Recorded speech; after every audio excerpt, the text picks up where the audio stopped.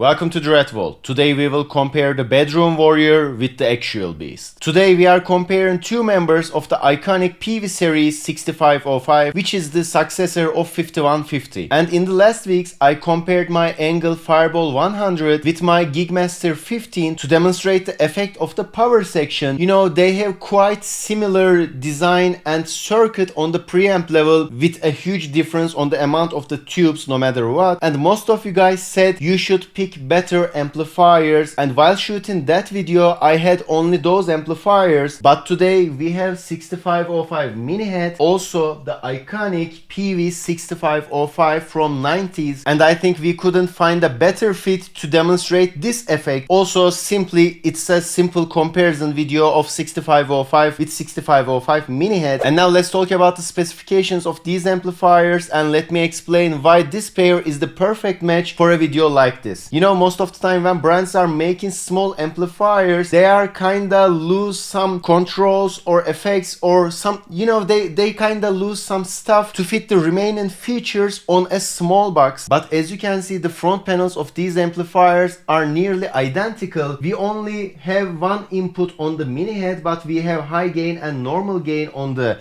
real deal. Also we have a reverb knob on the mini head as an addition. And now let's talk about what's inside. On the 6505 we have 5 12AX7 tubes, preamp tubes with 4 6L6 power tubes. On the mini head we have 3 12AX7 preamp tubes with 2 EL84 tubes, and 6505 provides us 120 watts in total, but mini head only provides 20 watts. Also we can use this mini head as 5 watt or 1 watt. And besides that, there's nothing much to talk. You know, I can talk about the specification sheets of these amplifiers till the morning, but it would be useless. I know probably there are some major differences on their circuit designs, but I don't have that kind of expertise to explain all of these differences. So today I will demonstrate the sound, which is more important. So first of all, I will play these amplifier with this Jackson King V Pro Day Mustaine signature, and I will play these amplifiers and I will send the signal to the Mesa Rectifier standard 4x12 cabinet. And there's a simple Shure SM57 which is placed as half cap